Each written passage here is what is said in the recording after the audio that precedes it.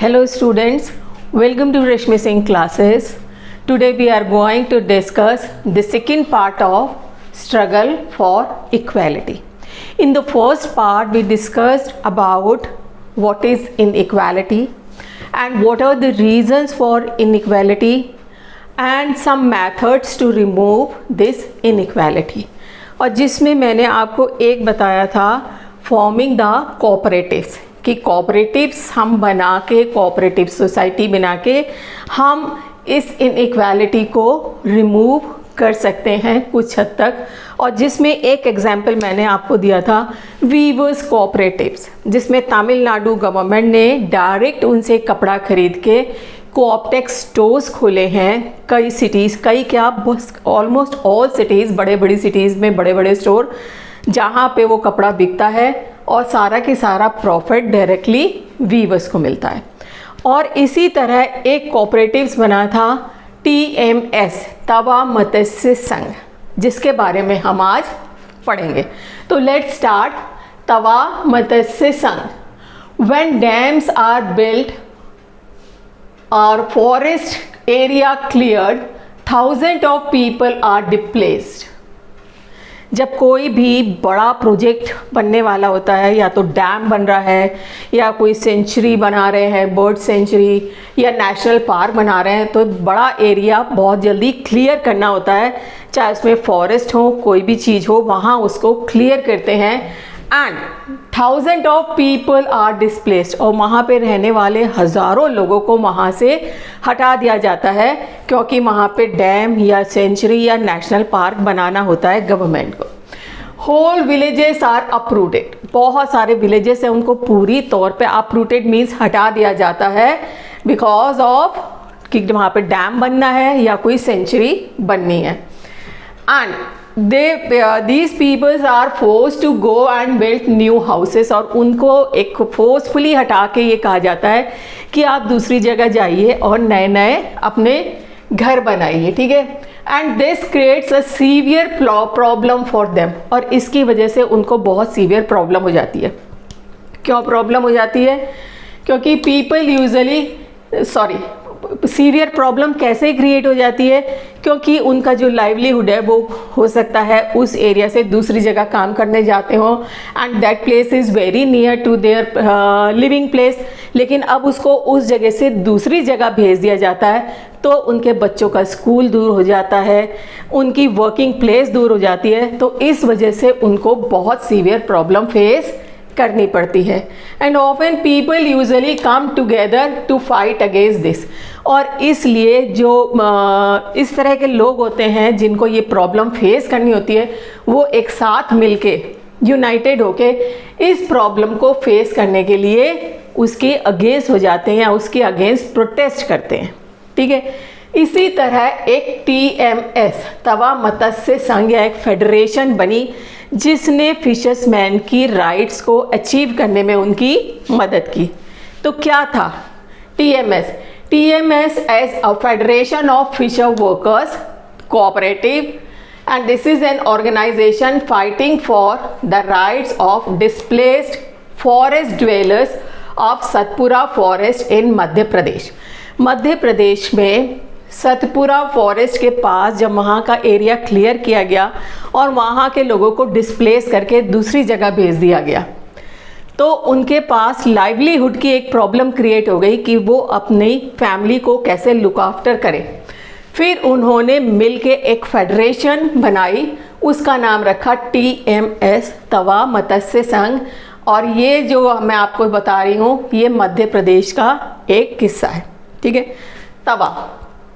Tawa is a river, एक river है originating in the Mahadev hills of Chhindwara district. MP में Chhindwara district Mahadev hills है, वहाँ से ये तवा रिवर है ओरिजिनेट होती है, and flows through Betul before joining the Narmada. ये नर्मदा में गिरने से पहले बेटुल से फ्लो होती हुई आती है, ठीक है। इन होशंगाबाद, नर्मदा से ये होशंगाबाद में, मतलब ये नर्मदा की ट्रिब्यूटरी है जो नर्मदा में आके मिलती है होशंगाबाद में।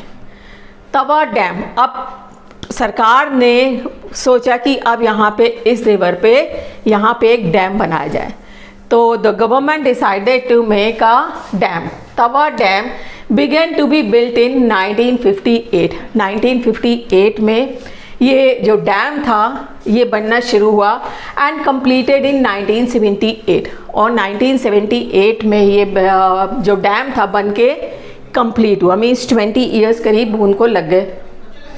And displaced people settle around the reservoir for fishing earn very little. और जो डिस्प्लेस पीपल थे, ऑब्वियसली जब वहाँ पे डैम बना तो लोगों को डिस्प्लेस कर दिया गया, तो वो जो वहाँ पे जो लोग रहने वाले थे उन्होंने पास में ही रहना शुरू कर दिया और एक तरह से विलेज वहाँ पे एक फॉर्म हो गया। और उन्होंने जो रिजर्वॉयर था जहाँ पे पानी इकट्ठा किया जाता है डैम का, वहाँ पे फिशिंग करनी शुरू कर दी फॉर देयर लाइवलीहुड, जिसमें उनको बहुत कम अर्निंग होती थी, लेकिन वहाँ पे एटलीस्ट कुछ अर्निंग तो होती थी। वहाँ पे उन्होंने रहना शुरू कर दिया। But in 1994 government gave fishing rights to private contractors. लेकिन 1994 में गवर्नमेंट ने डिसाइड करके वो जो फिशिंग राइट्स थे वो विलेजर्स से ले लिए और प्राइवेट कॉन्ट्रैक्टर्स को दे दिया। वो कि फिशिंग राइट, यहाँ पे जो फिशिंग करने का काम है वो प्राइवेट कॉन्ट्रैक्टर्स करेंगे। And contractors drove the local people, और जो लोकल पीपल थे उनको वहाँ से भगा दिया गया। इन्होंने कॉन्ट्रैक्टर्स ने अच्छी तरह मान गए तो ठीक है, नहीं तो मार पीट के गुंडागर्दी करके उनको वहाँ से भगा दिया।